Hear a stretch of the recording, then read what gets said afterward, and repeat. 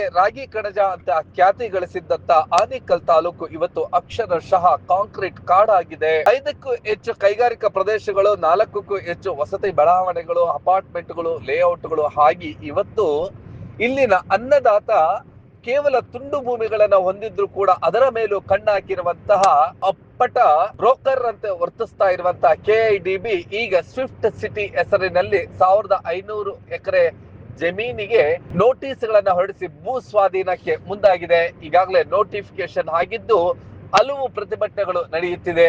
ಇವತ್ತು ಅನ್ನದಾತ ಸಿಡಿದೆದ್ದಿದ್ದ ಆನೇಕಲ್ ತಾಲೂಕು ಕಚೇರಿಗೆ ಮುತ್ತಿಗೆಯನ್ನು ಹಾಕಿದ್ದ. ತಾಲೂಕು ಕಚೇರಿ ಆವರಣಕ್ಕೆ ಬಿಡದಿದ್ದಾಗ ಪೊಲೀಸರು ಮತ್ತು ಹೋರಾಟಗಾರರ ನಡುವೆ ಮಾತಿನ ಚಕಮಕಿ ನಡೆಯಿತು ಮತ್ತು ತಳ್ಳಾಟಗಳು ಕೂಡ ನಡೆದವು. ತಾಲೂಕು ಕಚೇರಿಗೆ ಬೀಗ ಹಾಕಿದಂತ ಅನ್ನದಾತ ತನ್ನ ಆಕ್ರೋಶವನ್ನ ವ್ಯಕ್ತಪಡಿಸಿದ್ದ.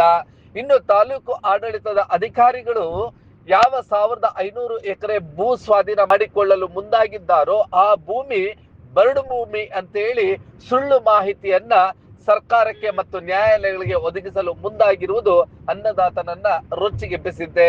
ಇವತ್ತು ಹೆಚ್ಚಿನ ಸಂಖ್ಯೆಯಲ್ಲಿ ಮಹಿಳೆಯರು ಮತ್ತು ಅನ್ನದಾತ ಒಟ್ಟಿಗೆ ಆನೇಕಲ್ ಪಟ್ಟಣದ ಪ್ರಮುಖ ಬೀದಿಗಳಲ್ಲಿ ಮೆರವಣಿಗೆಯನ್ನ ನಡೆಸಿ ತನ್ನ ಆಕ್ರೋಶವನ್ನ ವ್ಯಕ್ತಪಡಿಸಿದ ಆ ಎಲ್ಲ ದೃಶ್ಯಗಳನ್ನ ನೋಡೋಣ ಬನ್ನಿ. ನಮ್ಮ ಜಮೀನುಗಳನ್ನ ಅಂತ ಹೇಳಿ ಕೇಳಿದ್ರು ಸಹ ಯಾರು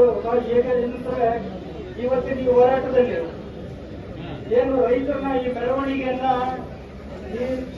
ನಮ್ಮ ಜಿಲ್ಲೆಯ ಗೌರವಾನ್ವಿತ ಜಿಲ್ಲಾಧಿಕಾರಿಗಳು ಸ್ವಾಗತ ಮಾಡುವುದರ ಮುಖಾಂತರ ಅವರಿಗೆ ಗೌರವವನ್ನು ಕೊಡಬೇಕಾಗಿತ್ತು. ಆದರೆ ಉದಾಸೀನತೆ ತೋರ್ತಾ ಇದ್ದಾರೆ.